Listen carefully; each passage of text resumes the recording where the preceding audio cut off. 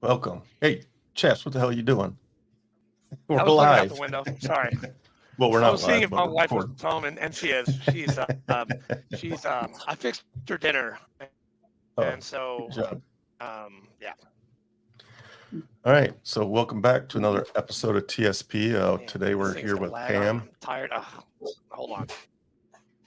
Now, what are you doing? Hey, it's your show, chaps, man. You go ahead. Oh, changing. I've got to. There we go. There we go. I'm good. We I'm got to. good. Just after the national anthem, it's good. All right. We got to fix that for you one of these days. All right. So, welcome back to I'm another sorry, episode man. of I'll come back. It's TSP. just You're good. You're good.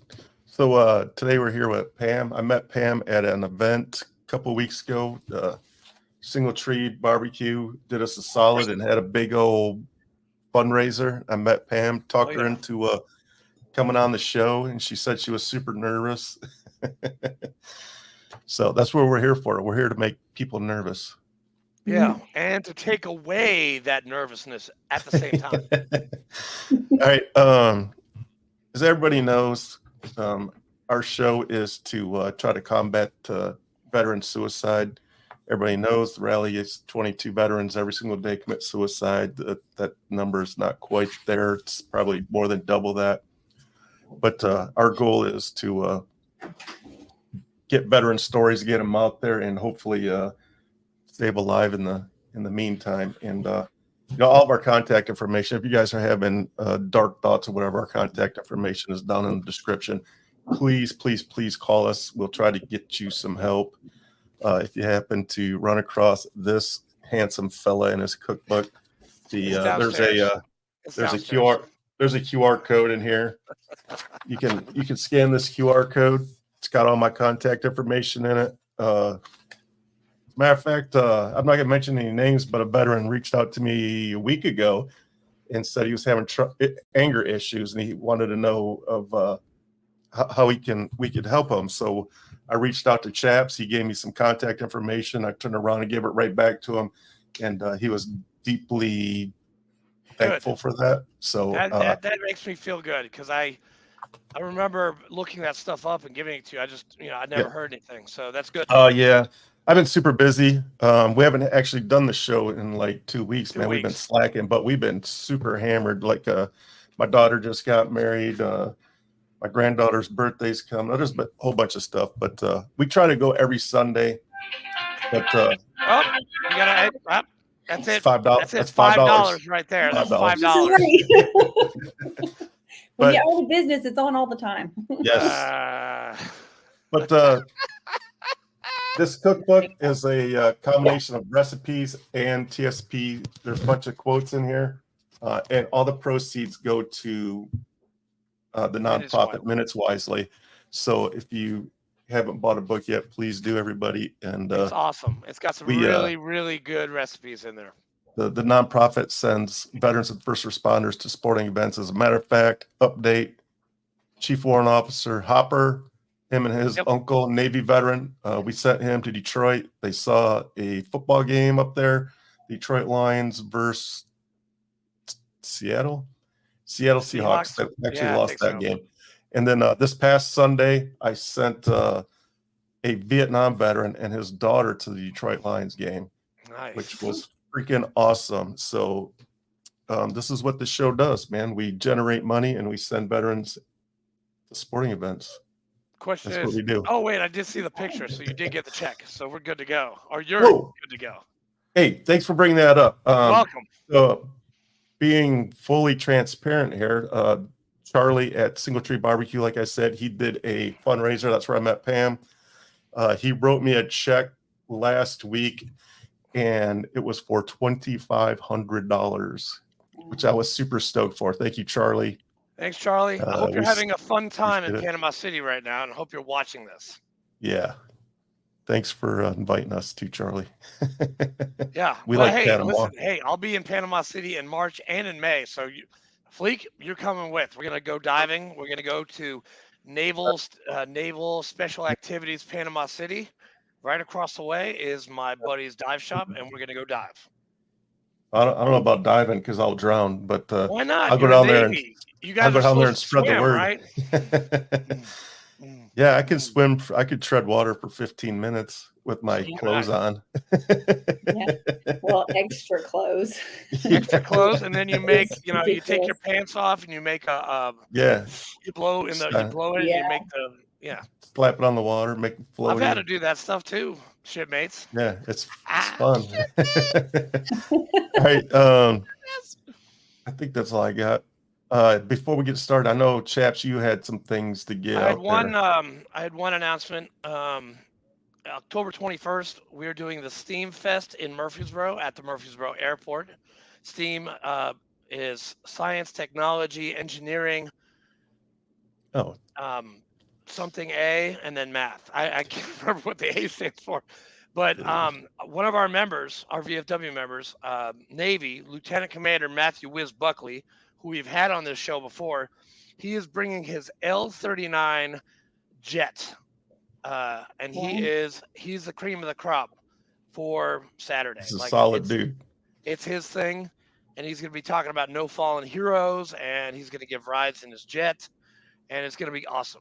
Our VFW will actually have a table out there, and I believe Commander Fleek, past Commander Fleek, it will have a table for Minutes Wisely out there as well. I'm planning on it. Starts at 9 and ends at 1. So, Okay. if you haven't seen that episode, I highly recommend it. Mr. Buckley was asked to test flight a brand new FA-18 Hornet, and he took it for one hell of a ride, and he broke it. That thing never flew again. He broke a $65 million plane, and he got a slap on the wrist. One flight, brand new, and all he was supposed to do was check it out. For real. I lose a PAS 13 in Iraq, and I get hazed for like 2 weeks. I mean, come on, where's the fairness in that? Well, that's the difference between an officer and an enlisted, there, buddy. We are enlisted swine. Yes. Is that all you got before we get on to Pam? That's all I got, man. I'm good. All right, Pam, take 30 seconds and introduce yourself. Yeah, elevator speech. Go. Elevator. Okay. Well, my name is Pam Barnes, and I joined the Navy when I was 21, and I stayed in for 4 years, got out in 2014, and I decided to go to school for nursing. That didn't pan out because that's just a lot of baggage to carry, and I had a lot of baggage from the military to carry, so it was just too much. And I decided to open a marketing agency, and I've been doing that ever since, and it's super fun, and I really enjoy being able to navigate people through marketing. Nice. As Nice. Navy, That's you know? good. I like that. I like that. So That's it's catchy. kind of fun. You should somehow put that on your business card. That would be kind of cool. I've got compasses on everything that I do because, Yeah. and then I of course give compasses as gifts. It's just, it's me. I That's like cool. it. So maybe one day you can help us market this podcast. Yeah. Oh, and we need help marketing our VFW a little bit better. And definitely We're not need talking to call you on VFW today. that. I'm just saying, dude, she put it out there saying marketing. We need it. Yeah. And you need it too. We Yes. both need it. Yes. I do all of that.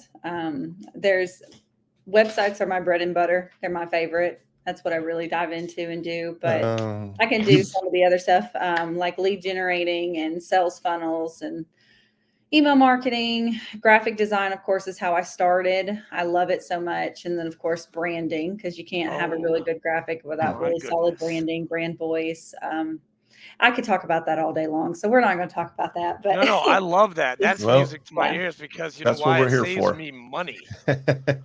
Right. I will definitely be reaching out to you. Yeah. So just recently I brought on actually a shipmate that I served with, and he's going to be my executive director. And so once he takes the seat, he's actually moving to Tennessee, closes on his house tomorrow. And once that happens, I told him I was going to give him 2 weeks, and then 2 weeks to settle in. And after 2 weeks, we're going to start meeting and try to push Minutes Wisely even bigger. I want to make it huge. I want to save lives. That's my goal in life, is to save lives. So I would definitely love your help. Absolutely. We'll be I love reaching out. Yes, we'll definitely reach out in the next couple of weeks as soon as you get settled. started my job sheet- in nonprofit is where I started. Oh, excellent. Because I have hurt people, and I didn't want to hurt people anymore. So I was trying to be the change in the world that you need. That's what this says. And Yes. so I started in nonprofits when I started my career because I just wanted to help people. I needed help. So I was trying to be the change that I needed, which is, a safe place to be and understanding and somebody just to have my back kind of thing, a trustworthy, safe place. So that's what I became for a lot of these nonprofits. And I love the nonprofit community. If you ever are in a place where you're like, I just don't know, nonprofit is where you go because you get to help people on a regular basis. And it's so beneficial to the soul to do that. Yeah.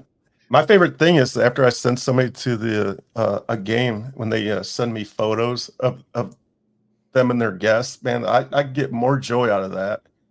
And I don't care that it costs me money because, I really don't give two craps about money. I just love to see somebody's face. Yeah, it's amazing. Work is key. It's amazing. It's step 12 in AA. Give of yourself to others and help them. And I mean, like Fleek, we're both inundated with phone calls on people asking or wanting help. And, I do the Journey Home, Coldest Nights. So this is my third season with them. I get to take care of the homeless when it's 32 degrees or below from November 15th to March 15th. And all the money, I make money, but I don't keep it. I give it back to other nonprofits or to my VFW. Last year was to my VFW. So cool. Our VFW. Good stuff. So what year did you go into boot camp? Would that have been 2011? 10. Yeah, it was 10. What boot camp did you go to? Was it Great Mistakes? Was that the only one at the time? Great Lakes. Yes, that's where I went. Hey, Orlando closed down in 96. What years did the other ones close? Because when I went in, there was 3 of them. There was Great Lakes, 96, Orlando and San Diego. Because when I went in, all the women went to Orlando. And the men went to Great Lakes or San Diego. Fleek, I was a freshman in college in Orlando in Winter Park. And in 96, that's when the base was like being torn down as I was driving to a bar. I was like, what's that? They're like, oh yeah, that's the Navy base. They're tearing it down. I'm like, oh, okay. And then I went to Outback and got hammered. Sorry. I'm a freshman, man. What do we do? Freshman drink. So Andrew, all of Andrew's early stories have started out drinking. With I got hammered. But now he talks about AA. He came full circle and he's sober 5 years sober, man. It saved my life. And Save a Warrior. Jake Clark. So he graduated from Great Lakes. I'm assuming that you went through the tunnel and you had to sing. Yeah. Yeah, that was fun. Boot camp is fun. And all that. Yeah. It was a lot of really amazing memories, to be honest. And I forget about it. I don't know about you guys, but I forget where I was when I went in and where I am now.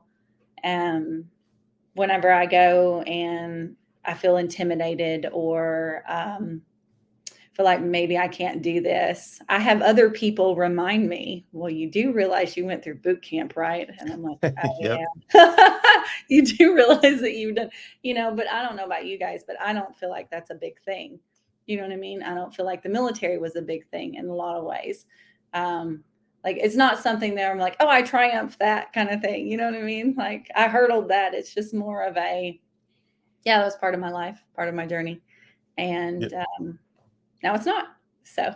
Well, boot camp is not for the faint of heart. I mean, Marine Corps boot camp, Navy boot camp, Air Force, whatever. I mean, still, it's 9 to 13 weeks of hell, and you made it. You made it. You got to call yourself a sailor. Fleek, you did that. Yeah. 13 weeks. I cried when I got my EGA. I cried like a baby on the parade deck when I got that. And then as an infantry machine gunner, 3 deployments. I mean, yeah, sometimes I forget that, but I remember the camaraderie. I remember the bad times. I really remember the good times, and they can't take that away from us, Pam. They can't. We did something that not many people can do. I mean, look at the recruiting now. Hardly anyone's going. I mean, they can't even make their numbers. Right. Yeah, I forget about it. I think I shoved it so far deep Yeah. down. I just recently started going to the VA, and I just recently started pulling out all that trauma. So it's been great. But I just don't think about it. I don't see it as, it is remarkable and it's amazing. It's just in my head, I guess I devalue it because I also devalue myself at times, which I think we all do that. But I'm quick to toot anyone else's horn. But when it comes to toot my own horn, I'm like, hi, I'm Pam. Nice to meet you. And then there it goes. So boot camp was really, really fun in a lot of ways. I made some really, really amazing friends that I still talk to this day. And I'll just, you don't have to talk to them every day. And that's the thing that I really like about the camaraderie of all of it, is I can go a year and a half without saying anything to them. And I can call them and be like, hey, remember when, ...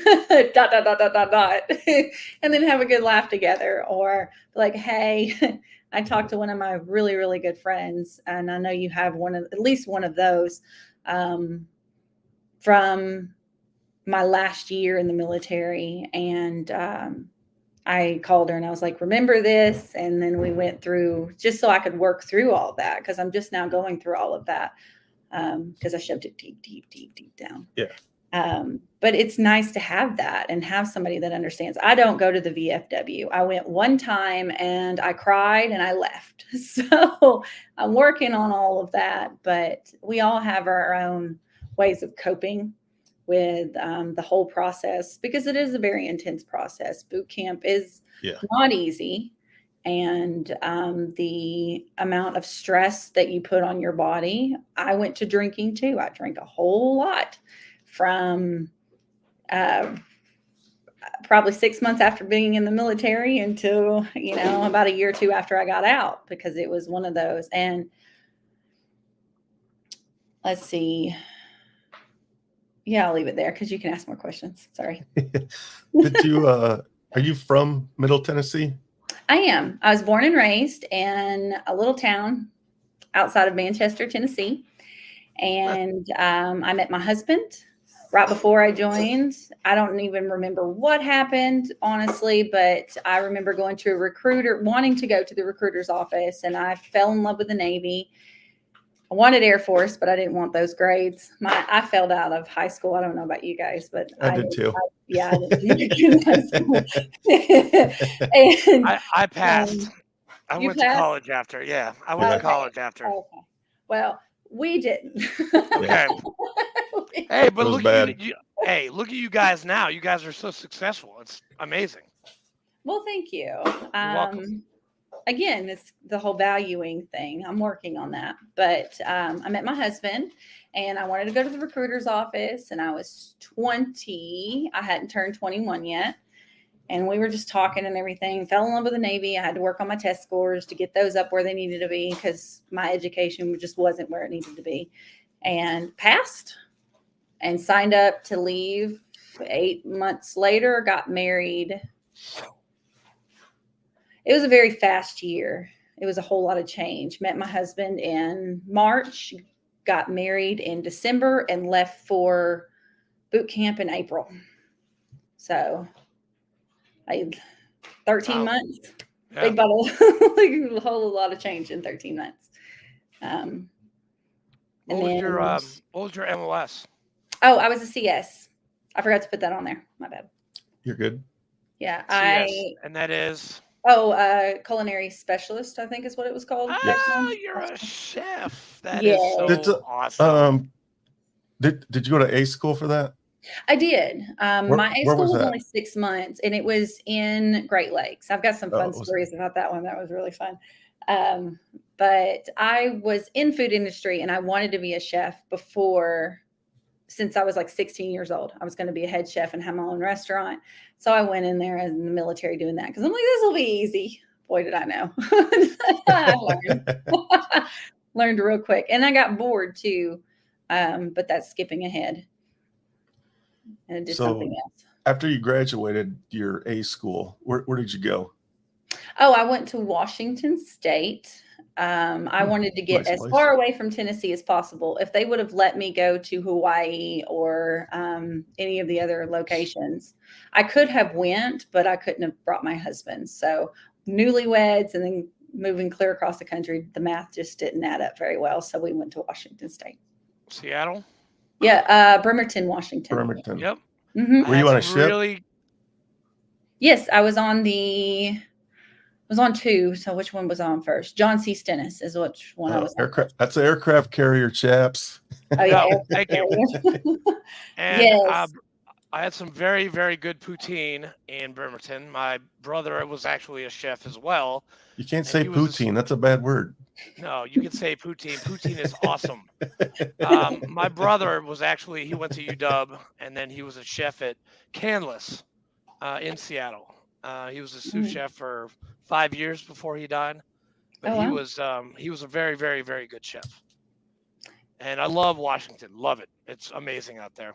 It's beautiful. It is so beautiful. It looks like the mountains are painted. And I was so excited, and we really, really enjoyed it. I was 3 months in my first command. I became head chef, or not head chef, sorry. I did not want to do the cooking because all you do is throw spaghetti sauce in a thing out of a can, and it's so boring. So I became really, really good friends with this girl named Kara, and she taught me how to bake, and I became head baker on the ship. So I was the main honcho that everybody talked to, and I was an E2. At that time, I had just turned E2, which was really exciting. So I had all this pull at an E2. It was probably too much power in the beginning, but we'll just, leave it at that. Yeah. That's great. So yeah, I was a yeoman on an aircraft carrier, and I made friends with, there's a couple of people you want to make friends with when you're on a carrier. Yeoman's a good one to make friends with because he's got connections everywhere. You want to make friends with cooks, and you want to make friends with supply. Yeah. So obviously the reason why you want to make friends with the cooks, on like Friday night when we were deployed, I would just go down to the mess deck and be like, hey, bro, can you make me a pizza? And he would make me a fresh pizza, and I would take it down to my berthing area. And all my friends would be like, man, how the hell did you get that? I'm like, hey, man, I'm the yeoman. I can do shit. Yeah. I never had to do my laundry, ever. One, I didn't have time.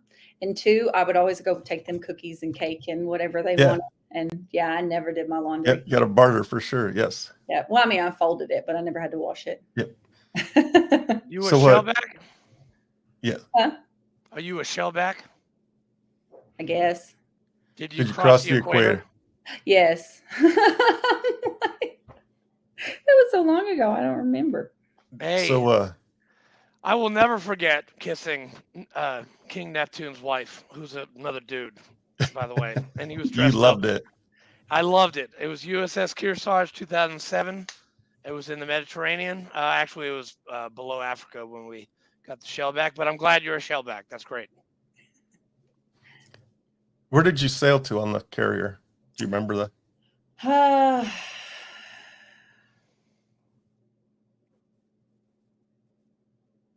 So that was Dubai, those areas. There twice. Very nice. Yeah. But let me rephrase. I did not do that though. We were mainly coastal is when I was on it. Yeah. So there's more to the story to that. All good stuff, but I ended up getting flown off, catapulted off the aircraft carrier. So shellback. I'm understanding shellback now. My bad. No, I am not a shellback. Oh There's a man. big celebration and stuff. Again, I've shoved a whole lot of this down, so I don't remember Okay. all the terminology and everything. But Yeah, no, you're good. I did not. And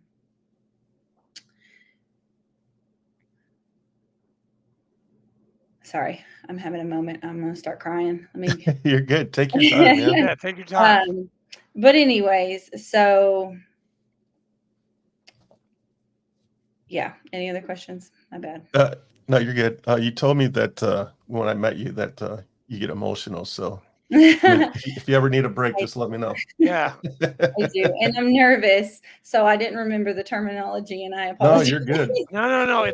But I apologize for that question. Sometimes I mean, I love the Navy. My dad was Navy. He was a lieutenant commander, Woodby Island. My mom was a Navy wife.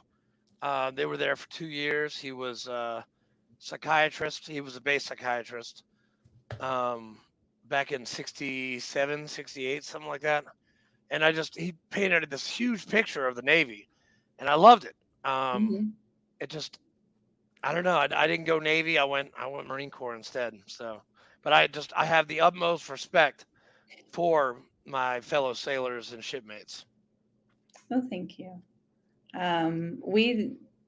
I did a lot of underways, and we went to areas, but to be honest, I could not tell you. I really don't, because I never really left the ship. You know, a lot of people did, but I was going through a lot at that time, and newlywed, and I was not in the place that I am today.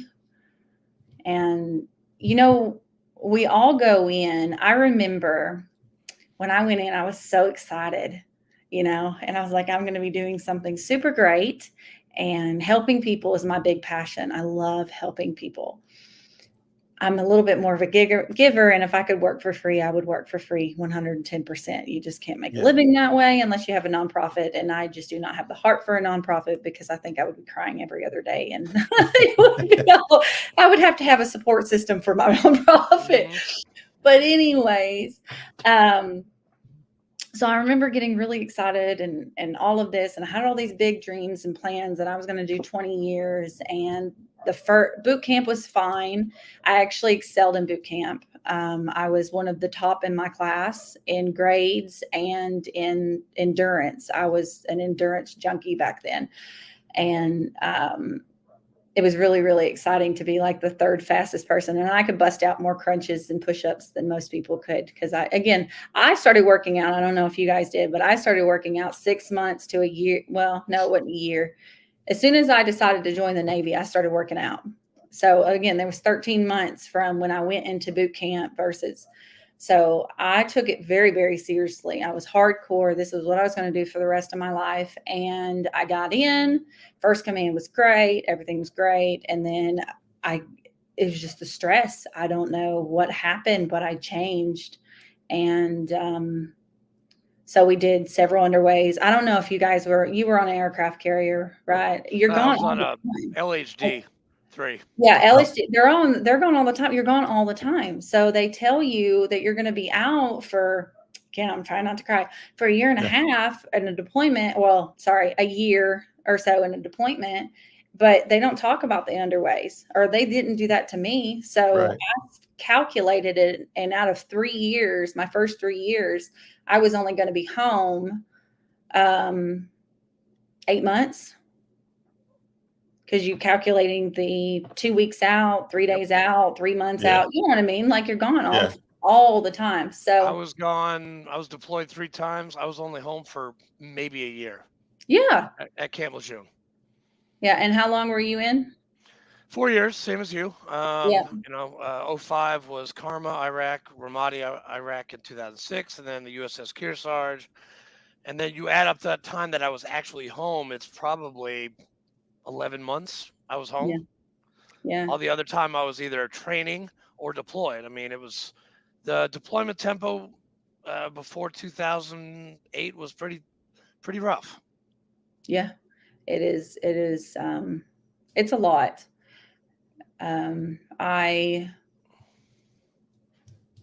So I joined my first ship. We went on a crap ton of underways, and we were gone a lot. And we went, I think it was the Philippines. Can't remember. Westpac. I would guess so. Yeah, because it would be Dubai, Philippines. What's the other country? Thailand. Oh my goodness, Thailand. No, I never went to Thailand, but I had a friend that went to Thailand. He told me all about Thailand. Yeah, they wouldn't even let. We were like a day away from Thailand. They wouldn't even let us off the ship. 900 Marines in Thailand. Phuket. Forget that would about have it. been bad. We got in trouble on every single port that we got in trouble in Dubai, in Kuwait. I mean, you name a port, Malta, Crete. We got in trouble in every single port that we ever went to. It was it was funny but embarrassing at the same time. Right. Well, because you're crammed on this ship with the same people. You eat, sleep, work, and have fun, which you can't really do a whole lot of fun because in America, we aren't allowed to have alcohol on the ships, but all the other places can. They can have at least 1 to 2, The Brits, but yeah. we didn't get that. So, I had a friend of mine, he was actually brewing, because again, we were chefs, so we had the food, but he was brewing wine, or not really brewing, but he was making wine.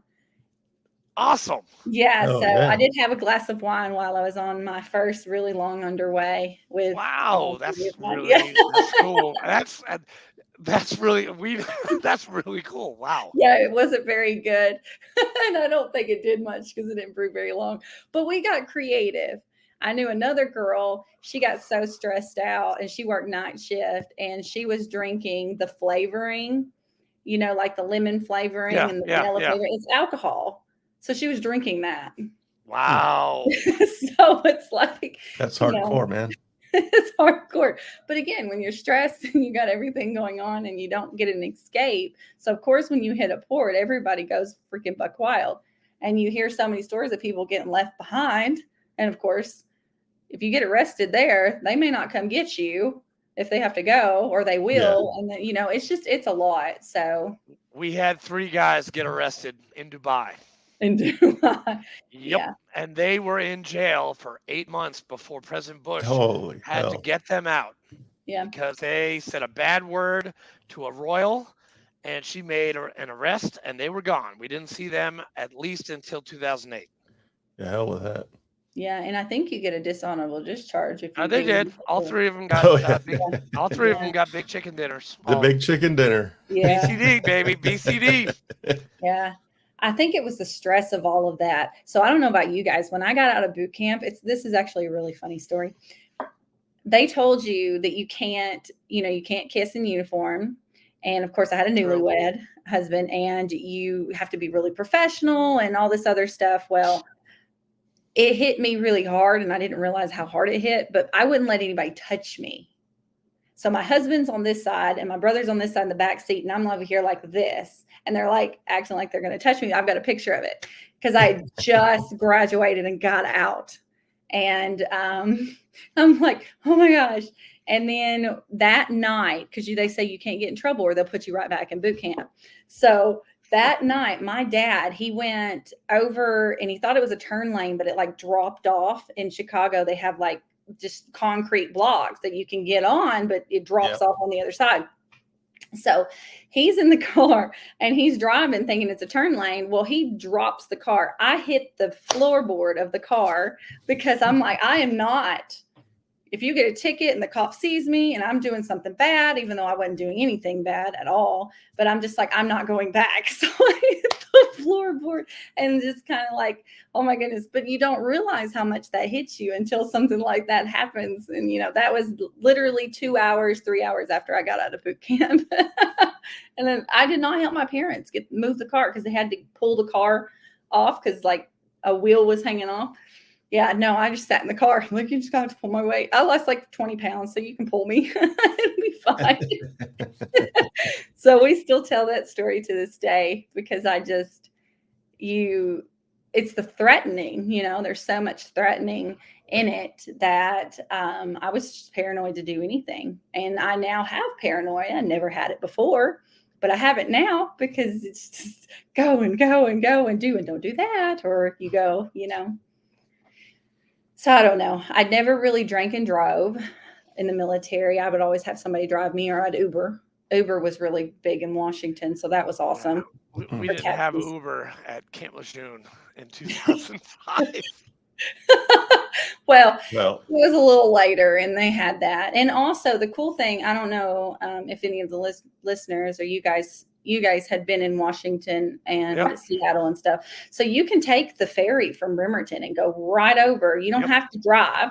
You can just, get dropped off at the ferry, take the ferry over for an hour, and then you go walk Seattle, get as plastered as you want to, and then walk back to the ferry and come home.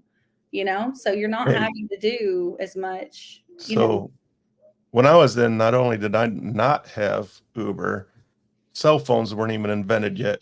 Oh God, please. Seriously. Yeah. See, now he's doing the boot card right now. All right. He just waved the boot card. No, I'm just saying, man, we didn't have nothing. Yeah. His MREs back then weren't like the MREs that we have today. They were different. I was in the Navy, man. I didn't eat MREs, man. Yeah, I didn't either. I'm sorry, man. When you're deployed to Iraq, I would eat like 5 MREs a day. I mean, I was 182 pounds. You know how much sodium that is? Yeah. But do you know how much I drank those 2-liter bottles? I had like at least 12 of them a day.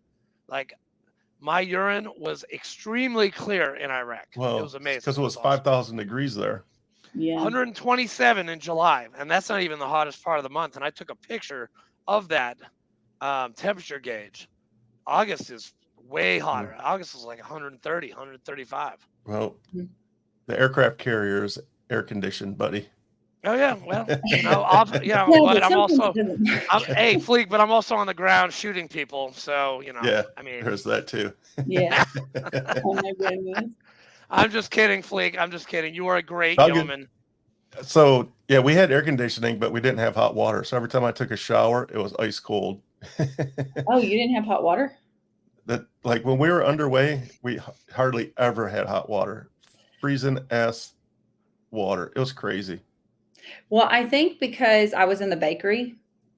Well, actually, I take that back. Just kidding. I remember having to boil water to get my ice. See, again, this was so long ago. I shoved all of this down.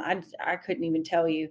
But I remember having to ice in the cakes, and then I had to wash the icing bags, or I had to boil water. Oh, I didn't boil it. They boiled it, kind of thing. But did you ever bake one of those giant cakes for like change of command or something, man? Yeah. So massive. So that's how I actually got the job. My friend Kara, she was like, "Here, help me with this cake," because she was wanting to go in the office, is really what it was. And so I helped her. I helped decorate it. I helped ice it. And it's the sheet pan cakes. This is not the size of sheet pan, but sheet pancakes. And then it's 4. Ours was an aircraft carrier cake holder that we had. And so it looked like an aircraft carrier. You put the cake on top of it. So it was 4 sheet pan. So 6 in total. No. Yeah, it was 6, not 4, not 8. It was 6. Double stacks. But anyways, so we would make those, and that was the first one I did. And I got the job immediately. And then I started doing 3D cakes. And this is me teaching myself, because they don't have school, and I didn't go, when you go in for CS, you learn how to throw spaghetti sauce in a thing. That's it. You don't do anything crazy. I think I baked one thing when I was in A school. And so I started doing more of that. I started, let me back up. I started doing the 3D cakes, and the very first one I did, we did a 360 on the ocean. I'm sure you guys remember what that is. So it's when the whole ship tilts over like crazy. Yeah. And I have this monument that I'm trying to hold on. And so I have 2 people holding on to it, 2 people holding on the cake, because the thing's heavy, and we're doing a 360, and we're all right here. So I'm like praying to heaven and that the cake doesn't fall off. And of course the monument falls because gravity, it blew it that way. And I know. No. No, I love that. I'm glad you said gravity. I'm really glad that you said that. But I think that was some of my funnest memories was a lot of the big underways and the 360, because you see everything and you see people walking down the P-ways and they're literally grabbing the walls, The you know. P-way. Oh, man. God, sorry. I haven't heard that term in a long time. That was, well, the that was terminology is coming back because, again, yeah, it is. But anyways, The so P-way. they were going through all of that, and so that was super fun. But I did competitions. I won 2 and placed third. I don't count third as winning. In another one, when I was on my second command, when I went shore duty for a year, I think, year and a month or something like that, because I had my son. So I was on shore duty for then, and I competed the entire time. I worked really, really hard, and I did a whole lot in that. I actually worked myself into, well, that's a little dark. We're not going to go there. But anyways, so I did. I competed, and I shook hands with so many admirals. I couldn't even tell you how many admirals I shook hands with because everyone knew my name. I would go on, I'd walk through any P-way and be like, "Hey, Barnes." I'm like, "Oh, hi." I don't even know who you are. You know, like, "Hey, Barnes." And then they come and try to get cookies. And I actually had to kick out a, I don't even remember, one of the officers. I still don't remember all the terminology. I had to kick an officer out of my bakery because he wouldn't listen, and he just kept coming in and taking cookies again. I had too much power. I really did. Sir, get out of here now. Get out of here now. Sir, get out of here right now. And he wasn't always the nicest. Most everybody was nice, but he was not the nicest. And I had some amazing senior chiefs. I still talk to a few of them. I don't know how they put up with me because I was a train wreck and a half in a lot of the ways. And I'm sure we all felt like that at times. But let's see. I got some awards. I don't even know what the awards are. I don't think they were Purple Hearts or anything like that because I didn't get injured. But again, I shoved it all down. Yeah. You know, and I'm devaluing myself as I speak about it because I feel like I didn't do enough. I don't know if you guys feel that or not. I feel like I didn't do enough, and I let my command down, even though I didn't do anything wrong. I have an honorable discharge and everything's fine. But, you know, I did have a kid in the military, and I was a woman in the military. So that aspect of it, I don't know if there's women that listen or not, but I'm sure they could probably relate. I always felt like I didn't belong, even though I did. That's why I worked so hard. I was one of the top in boot camp, one of the top in A school. I actually commanded the whole group, whatever that was called back then. I don't even know. But I did the cadence and all that fun stuff in A school. And then, of course, I became head baker in 3 months. And I was doing all kinds of celebration stuff. The big cakes. My last cake I did, it was in all kinds of newspapers, and it was really, really good. And I actually didn't get credit for that, which really, that was a whole nother story that I don't want to dig into. Bastards. But, you know, I worked myself so hard. I barely slept. I don't know about you guys, but I felt like I had to go above and beyond. And if I showed weakness, I got ran over. And whenever I got pregnant, that was mega weakness right there. And I beat myself up, and I kind of still do too. I actually regret it. I don't regret my son by no means. He's an amazing human being. You can probably hear me, but he is.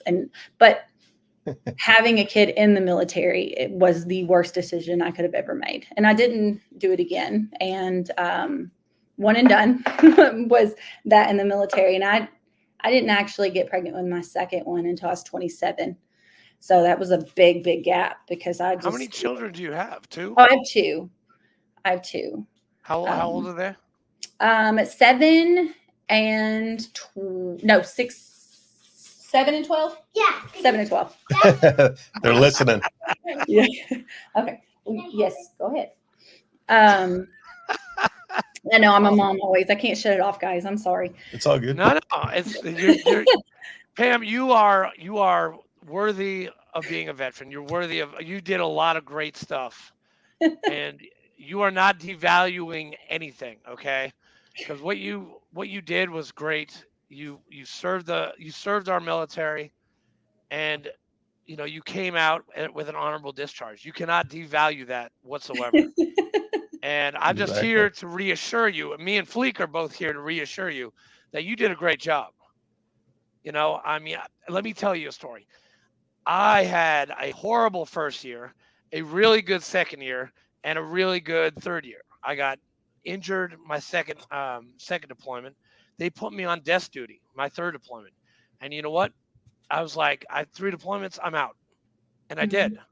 And I kind of regret not being back in. I mean, I'd be a E7 or a first sergeant or a gunny right now, Mhm. but if I was there, I wouldn't have met my wife. I wouldn't be the state chaplain. I wouldn't be a commander. I wouldn't be the veteran advocate that I am if I had stayed in. And what True. we're doing right now, you're a marketer. I'm a veteran advocate. Fleek is a nonprofit. I mean, kingpin. Um, I don't know about what you Kingpin. did was amazing. Trying. What Fleek is Trying. doing, shut up. Take the damn compliment, Fleek. Thank you, sir. You're So there you welcome. go, devaluing yourself.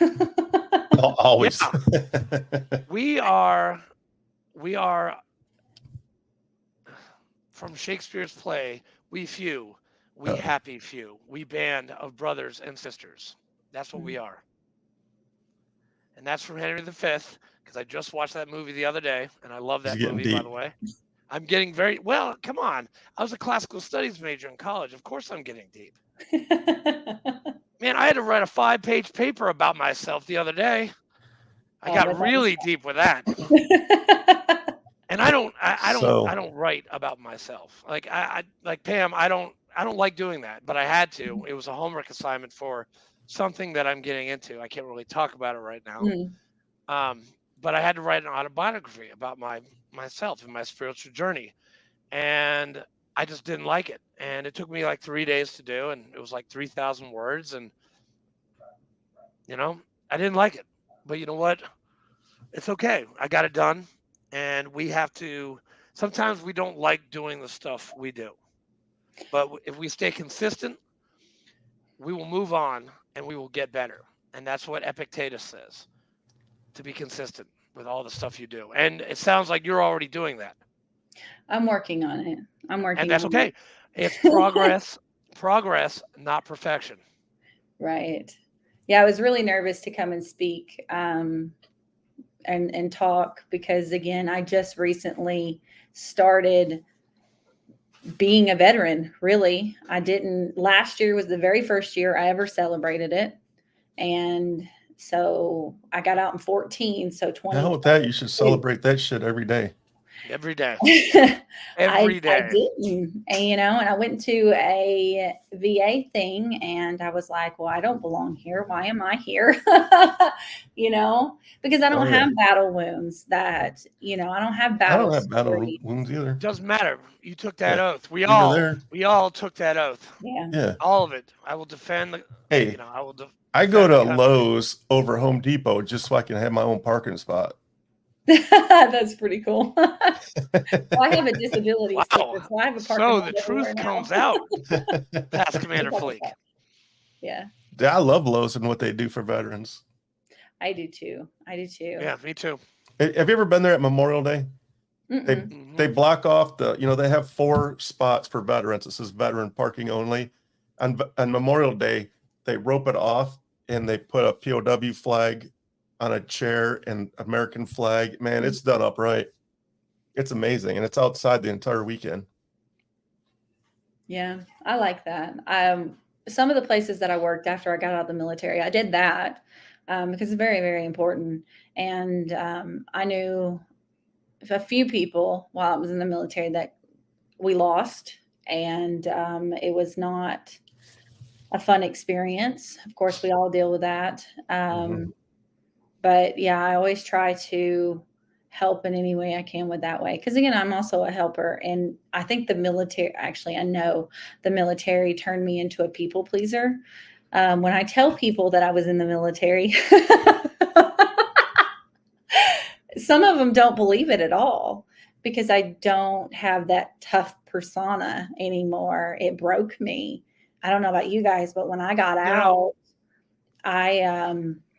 and anybody else that's listening, when I got out, I was a very broken human being. And I stayed broken until 2020. So I was pretty broken for a while. I never wanted to go that far. I came close once in the military, but it was just more of I was an angry person, and hurt people. And I was hurting people without realizing I was hurting people. Because again, when you're hurt, you don't see anything other than the pain, and sorry. It's okay. Hey, Pam. Hey, I've been there. I did the same thing. When I got out, that's what I did. I was a narcissist. I was an egomaniac. I was a drunk. I hurt people. I almost lost my family. I was divorced. I lost my brother. I lost my son. Your father. I lost my father while I was in boot camp. I lost 26 of my friends while deployed. I was worthless. I had no value to myself. I had no confidence in myself. I was like, I'm worthless. I'm weak. It took me a long time, a lot of introspection on myself to get where I am today. And you know what? A support system always helps. And you know what? You have a support system now. You have us. Well, thanks. Coffee with a Veteran, 8:00 every Sunday. You come, you hang out. We don't even talk veteran stuff. We talk sports, or we talk about, how much Detroit Lions stink, or, University Bro, come on. How would you say that? Sorry, just kidding. Well, or University of Michigan and how terrible they are. I'm going to get a lot of shit for that because we've got a lot of University of Michigan fans on this podcast. Oh, that's funny. Yeah, you should come hang out with us because a support system. We are here to help each other out. I got his 6. I got your 6, and hopefully you guys got my 6. We're here for you. If you're ever in Murfreesboro on a Sunday morning, you should stop by Joni's. Still called Joni's, right? Joni's on the square. Yeah, Joni's it's on right the next to square. the courthouse. The old courthouse. I'm looking into getting deeper into it. Again, I'm just now started. Oh no, it's you gotta crawl before you walk, and that's great. Yeah, gotta find yourself before you can get back into it. That's for sure. Yeah. And you're getting emotional is exactly why we love doing these shows, because we want people. There's a young female out there hurting right now that needs to hear this. Just got out of the military. And she needs to know that she's not the only person that's going through this. And right. We've got a couple females in our VFW, and you know what? They probably went through the same stuff you went through. Yeah. One day I'll probably write a book about it because it was okay. Hey, ChatGPT works wonders.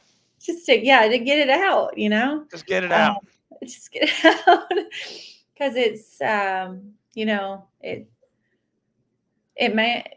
my wounds are all mental and emotional, and I know it seems super silly to say that, but it's not. No, it's not silly at all. I'm finally becoming the change in the world that I needed, and I finally feel like I have a footing into who I want to be and how I want to present myself to the world versus letting the outside world telling me who I am. Nope, and can't do who that. I should be. Outside world, hey, the only thing you can control is your response. And you know what? You just did that. You are not going to let outside things affect who you are. And it took me a long time to get there because I was a people pleaser. Okay. And I said yes to everything. Well, I've started saying no to a lot of things, and I feel good about it. Hmm. And I want to do what's going to make me happy. And you want to do that. You want to make yourself happy by choosing the things you want to do. And Fleek, he's doing that every single day. I try. It's remarkable what you're doing. And that's why I thought, well, this might be a safe place to get on here. This is a very safe place. And No Yes, we're judgment all here. This friends. is a judgment-free zone. And I promise you one thing: you're not the first person to cry on this show. No, you're not. I guarantee you We that. had a Vietnam veteran cry on our show. The guy, that was what, 2 years ago, right, Fleek? Yeah. He Yeah. bawled like a baby.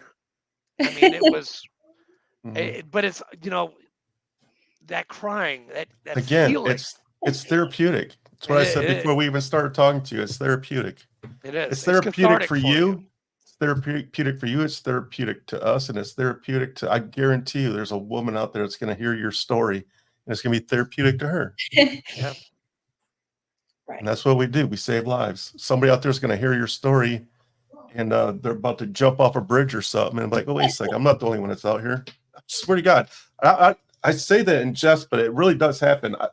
After we started doing this, Well, not to a you, young but to a who young that man happened to? a young man instant messaged me a couple years ago and said, hey man, I just want to let you know, thank you for that episode. I was there in Iraq when that guy was talking, and I just want to let you know, thank you. And I was like, holy shit, it's freaking working, man. It's actually working. So I say that stuff and people think I'm joking, but I'm not joking at all, man. Not one bit. Well, I hope. I told you guys this would happen. Oh, I told you guys. My hope is with all of this, that the growth and the working through all of it, the stress and the trauma, because it's trauma. I don't care what anybody says, it is. Whether you got yelled at in boot camp all day long or you messed up a few times and you did something like you lost some stuff or I felt like I let people down all the It doesn't time. matter. Yeah. Trauma's trauma. And I worked even harder. So I will share this story. My story is a little dark, but not this story that I'm sharing. I promise I'm not going to share a dark story on here, a real dark one. But Just share whatever you want.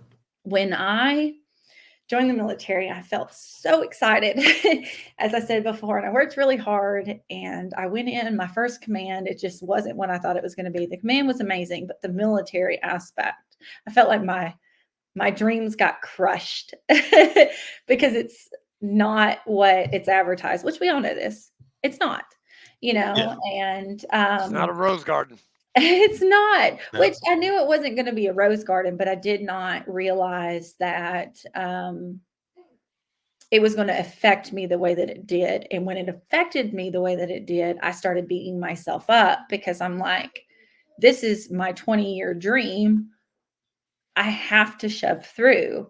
And because I was a woman in the military, there was all these men around and loved many of them to pieces, but I felt like I was a piece of meat. When again, I was married. I never did anything in the military with anybody other than my husband.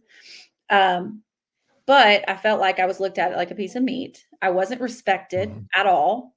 That's one reason why I took the baking job that I did, because I needed respect. And respect is one of my love languages. I will respect anyone on the planet. So don't think that, I don't want that to come out as ego, because it's not. I don't think I'm better than anyone on this planet, nor do I feel like I am. I don't demand it. I don't even demand it from my kids. But whenever you're shown absolutely none whatsoever, and you're talked down to all the time, and you're ignored regularly, it's hard, So what I did and how I coped with it is I would work so hard, and I would I would not sleep because I would be working at home and at work. So, and I know we all did this, but I have developed this habit, and I've gotten to where it's really hard for me to turn that habit off. but I was doing research while I was at home on baking and stuff like that. Cause again, I was brand new to it. So I was looking at all these 3D cakes and all this, like I was teaching it like it was or treating it like it was a chemistry assignment versus like I was a chemist versus all this other stuff. So I went in there and I started working really hard. And I noticed after 6 months in how hard I was working, because again, I wasn't sleeping, and how much it was hitting me at that point. And somebody made the comment once after 6 months. And of course I got cheered on too. It's not like it was just like down, down, down, down all the time. It wasn't. But when I got cheered, I ignored it or I discarded it. And I said, well, that's not me. And anytime I was told I wasn't good enough or I was worthless, because, we all get told we're worthless, I would believe that instead of the other stuff. So, of course, in the Navy, you fight all the time, whether it's physical or emotional or just with your words. So I remember fighting with several women. I slammed a door in front of a woman's face because she came at me while I was pregnant and I was working really, really hard. I actually worked myself into a miscarriage, the first one. And that was not fun. Of course, none of that's fun. And then that made me a failure at home and a failure in the military. So I worked even harder. Working is what I do when I don't feel like I'm enough. I work so hard. So I was busting out probably 18 to 23 hours a day, every day for months. And I didn't stop. And then I would sleep or not sleep. And of course, we all have insomnia now. I've noticed a lot of vets that I talk to, everybody's got insomnia, but it's probably because of the work schedule. But I was working.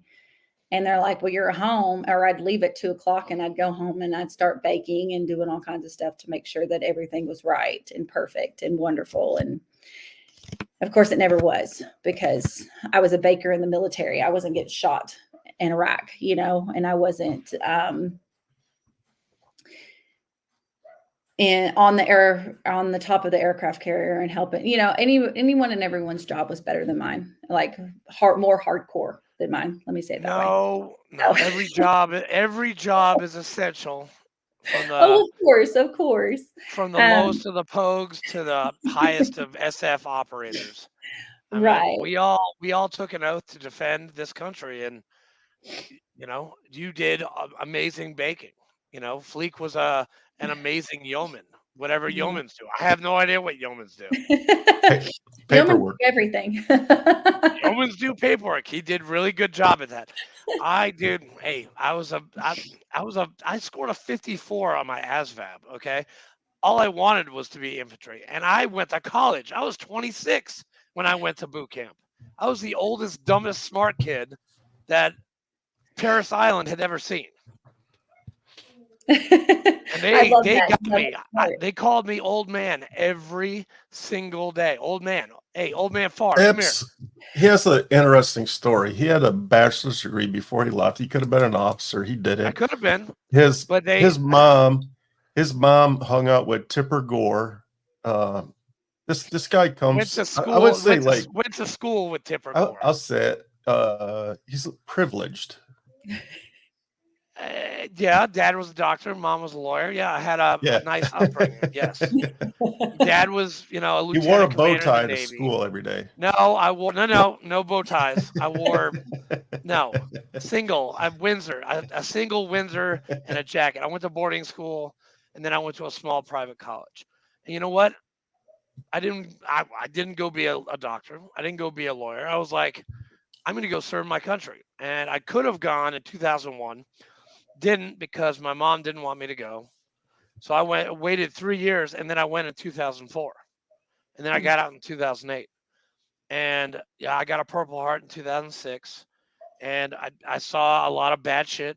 But also that was trauma too. I drank for a long time after that.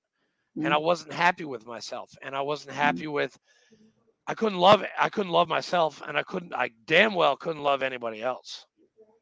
And finally, I got sober.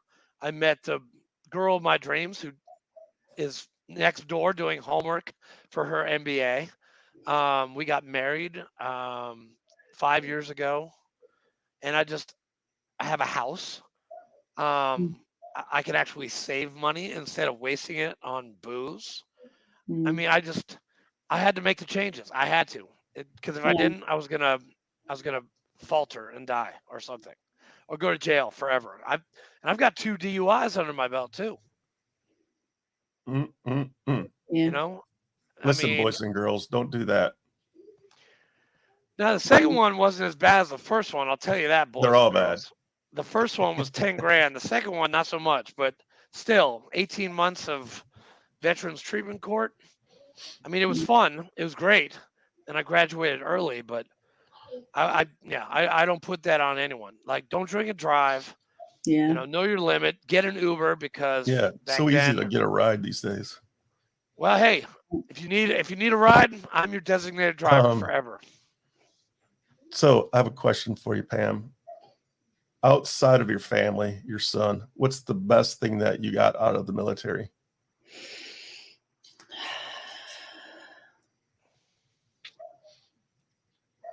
My determination.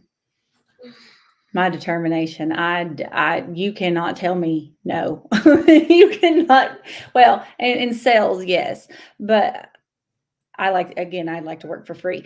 But if there's a problem that somebody's having and with their business or with personal stuff, I fight. I research it. I fight tooth and nail for it, and I figure out the solution, and I map it out, and then we just go. And I go 90 miles of nothing to it.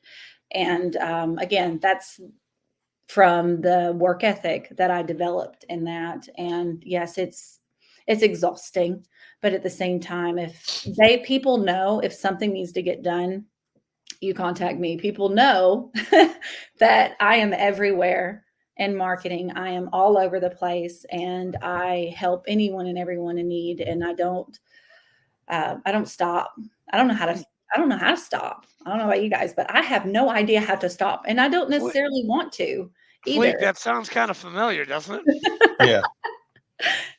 But work is my coping mechanism, and it hurts at times, but honestly and truly, it's the best thing that ever happened to me when it comes to my drive. I have a tremendous drive. You will not outwork me. You will not. It's impossible, because again, I went from working so many hours, which is very unhealthy, but Yeah. if there is something that I need to do and it needs to get done, you will not outwork me. You need a good balance in life, that's for sure. You do. It's okay to work hard as long as you play hard too. Oh, I don't actually. I don't drink. I don't smoke cigarettes or any of that. I don't do. When I say I don't drink, I'll have like one spritzer or a half. But I don't know about you guys. I was exposed to radiation from the aircraft carrier whenever all that stuff happened in Japan, right? Where the nuclear thing, what was that? I can't even remember. But anyways, when I went to the Ronald Reagan went over there, and a lot of people, not to get into politics or any of that, but people got sick, because again, it's a lot of radiation. So I was exposed to a lot of radiation, which is some of the reasons why a lot of people think I have the amount of anxiety that I have now. I don't know about you guys, but it gets crippling sometimes. And I've never experienced that in my life until about a couple of years ago. I will literally shut down and not move and just shake. Like my body vibrates. And the only thing that helps is going to the hospital and I don't even know what medicine it is, because my body will literally shake. And they say it's not a seizure because I don't ever go out. But there was a reason for this. I don't remember what it was. Why did that conversation come up? I don't even remember, but yeah. there was a point I was getting at. I just lost it. It happens. Hey, I lose my points all the time. It happens. All right. So we're actually over an hour. Yeah. Hour Well, 11. That's hey, Pam, we, you did awesome. You did great. We appreciate you coming on. And before I let you go, I just want to do one thing. If you guys are out there and you need any good marketing person, check out this website. I understand she's pretty good at what she does. Well, thank you. I appreciate it. If you want somebody that's going to work hard for you and help navigate you through all the marketing needs. Nice. There you go. There you go.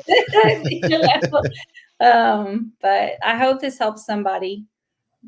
I hope so. And again, I'm working on being less hard on myself. It's going to take time. Maybe I'll get it when I'm 45, 50. And again, when my executive director gets settled, he's literally going to be living right here. I probably see his house from out my window right here. When he gets settled, we're probably going to get a hold of you and talk websites and marketing and logos and all kinds of stuff. I have all kinds of ideas, but everything's on hold right now until we get going. I'm trying to put my little team together because, like I said, we've been doing this for 2 years, but I've been basically doing it solely by myself. I mean, Chaps helps out with guests and he helps me talk on the show, but all the behind the scenes stuff I've been doing myself for the last 2 years. I don't help with that stuff. He can take care of that stuff. I have I wouldn't say I'm a control freak, but kind of like my brand is very my brand is not a control freak, dude. My brand is very important to me. Well, no, I don't think I am. My wife would probably disagree. Are you kidding me? Dude, you don't micromanage. You are definitely, dude, seriously, you are not a control freak at all. Yeah, but I don't know with my brand. So we had another guy who tried to take our idea and do a fundraiser, and I called him some nasty words because he didn't really steal, he tried to borrow my ideas, and so I kind of got a hold of him. I don't like that, but like that kind of stuff, but again, you know what I'm talking about? Now I know. I don't want to say any names. Never mind, we're not saying names, but I definitely know. But I called him a fraud a couple of times. It was pretty bad. I lost my cool, but for a second, and then he got composure back. Yeah, I'm working on that. I'll hit my limit and then I'll calm off and I'll go right back down. Then I'm good. And then literally 2 days later, I was like, "Hey, anybody need a roof? I got a guy that's giving away a free roof to a veteran," and he responded. I'm like, "Yeah, I'll help you out." And everybody was like, "Okay, why did you help him out when you literally just lit his ass up 2 days ago?" I'm like, I said what I had to say, and I feel better now. And he's still a veteran looking for a roof, and I had a guy looking to give a roof away. I don't know if it ever came together, but I said, "Here's put the two together," and he's still a veteran. He's still served my country, even though half the shit he says is probably a little fraudish. But hey, whatever. I'm dealing with it. Hey. Okay, all right. I think we see your point. Damn, dude. Wow. You went off on another tangent. Yeah. Sorry, I'm reeling you back in. Shipmate. All right, thank you. I'm back. Hey, how's it going, everybody? Hey. So my point is, in 2 weeks, once my buddy gets settled, we'll probably reach out to you and see if you can help us out marketing and do nonprofit stuff. Okay. Well, thank you. And thank you for giving me a place to be vulnerable. I'm working on that. Yes. Being in business and is a very, very good way to be vulnerable, and being vulnerable makes you stronger. I know a lot of people, we were taught, I don't know if you were taught, but as a kid, I was taught, you don't show your emotions. But emotional intelligence is everything. And, being able to be you 110%, no matter what else is going on, you're going to be able to find amazing, wonderful people that are going to tie into that and really, really, really love you for who you are. And you will be able to help them on a level that most people will never be able to touch. And that's why this is so important. And that's why you are remarkable. Both of you are. Because what you're doing is providing. I'm a little bit more remarkable than him, though. Right? Really? You're providing that safe place. Really, Yeoman? And I never once felt like I was disregarded or felt like my pain wasn't validated or that my triumphs even wasn't validated. And I really appreciate that because it's a lot. And I'm sorry I didn't get all the terminology correct in the You're beginning. good. It's okay. But thank you so much for this. And I appreciate everything. And I really hope that somebody out there heard this and it helps them, because my big dream is to help people. I want to be a motivational speaker one day and really be able to help people find their courage and their true selves instead of what the world tells them they are, and grow into that and be the human beings they were put on this earth to be instead of what everyone tells them they should be. So I have a person I want to introduce you to. He's NLP. He's a public speaker. He works with trauma.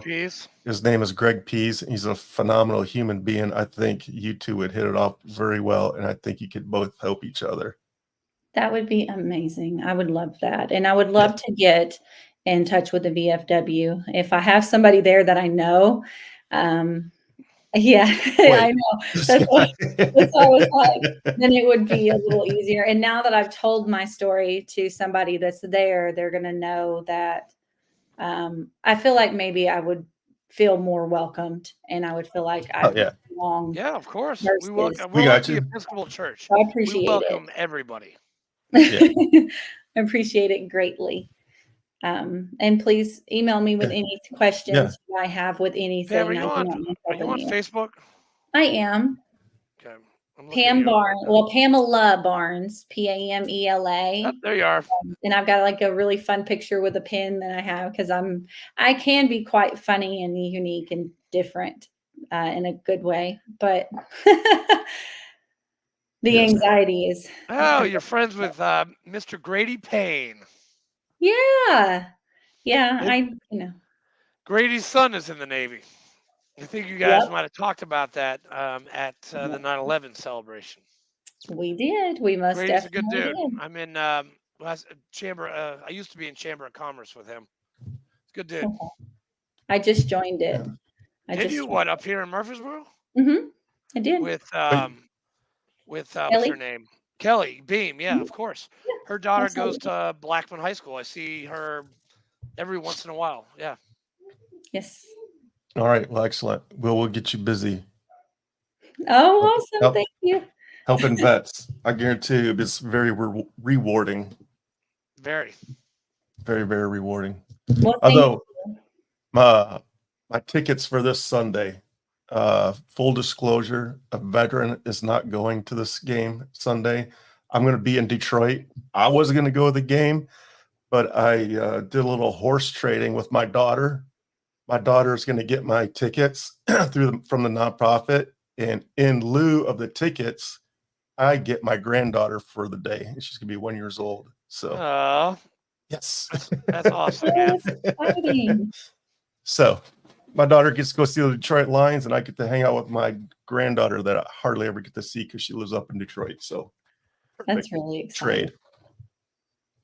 That's awesome. But, okay, I will let you go for now, and again, be on the lookout for some emails or some phone calls from myself and my team, and we'll see what we can do together. All right. Bye, guys. Thank you so much. Thanks for everything. Thanks, Pam.